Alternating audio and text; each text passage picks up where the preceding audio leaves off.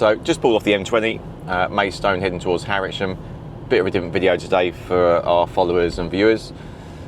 We get asked a lot of questions about trailers and transportation of carts. So we run I4 Williams twin axle, I think BV126 it's called. It carries our main race car, our spare chassis, all our spares, our tools. Also got some cooking facilities in there. Fantastic trailer. And today I'm going to pick it up from C&B Trailer Services, where Bradley's servicing it for us, because we have it serviced every year. But I was thinking, how can we help our viewers understand what to look for in the trailer? A lot of people are buying them at the moment.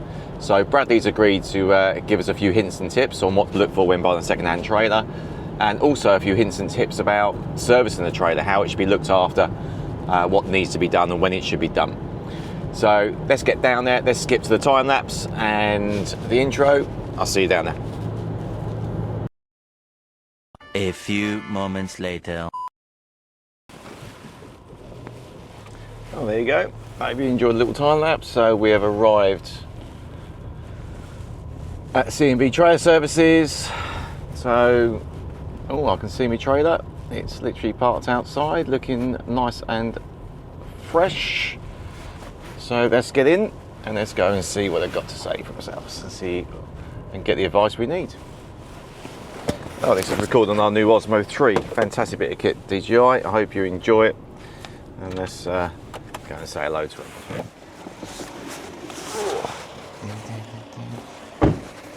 Here we go, Harrietsham. And we are at C&B Trailer Services Limited.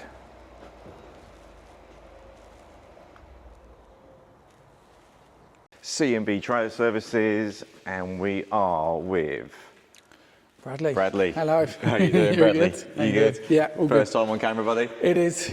It is. Right. The nerves. The nerves have got you. Yeah. So, Bradley, first of all, as I said earlier, we get a lot of questions about trailers, what not to buy, what to buy, when to service them. So Bradley's kindly got our I4 Williams BV126, I think it is. It's a twin axle, fantastic bit of trailer. So Bradley, what should we be looking for when we're about to buy a trailer? That's a big question. A lot. So basically, you would start at the front and work your way back. Just check for any movement. This one has actually got some movement in here, which so is what's that actually called? a little bit excessive. So the coupling head and draw tube. So there's actually a little bit of play in there. Oh, I can see that. Probably, yeah. It's quite. It wasn't And like that should be stuff. It should be pretty solid. Yes. Yeah. Also, we've got the bottom in there. So just check for any wear on the alcoves. Pretty easy to check on these ones. You've got the green to the red.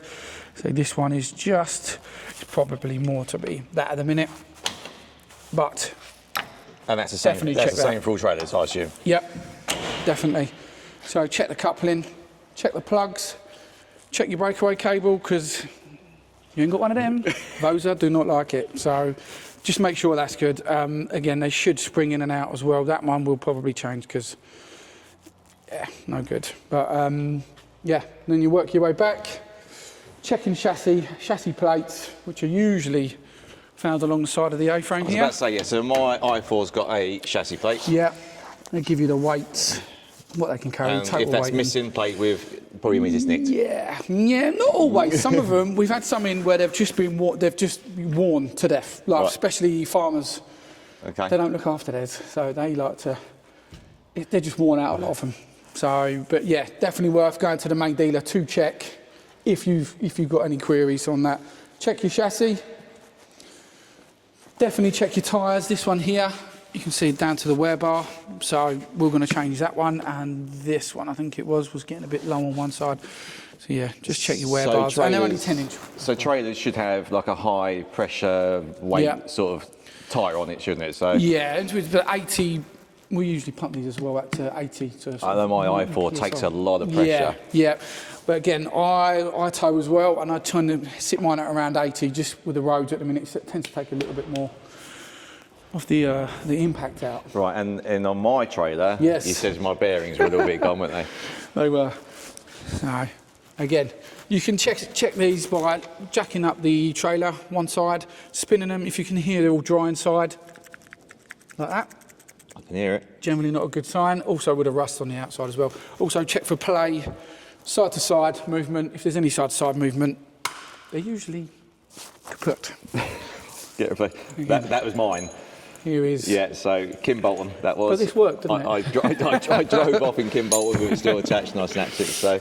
Exactly. Perfect. So rule of thumb is basically check the front of the trailer on where it hooks in. Work your way back. Look and work your way back down the chassis. Now, I4 Williams trailers, very popular trailer for karting. They go rotten, don't they? They do. Should we go and have a look at mine? Yeah, let's do it. Right, there she is. There's mine, I4 Williams trailer. So, come on in, buddy. What are we looking for? Okay, just go around and check any. So this is like a composite board. Usually got a metal plate on the outside, just a very thin 1.5 mil, something like that, on the outside. Usually, yeah. Just check for any rotting outside and inside. If you've got any leaks anywhere. Again, if it's running down, you're not going to see it, but you will be able to smell damp maybe, and just give it a general push around all over, really.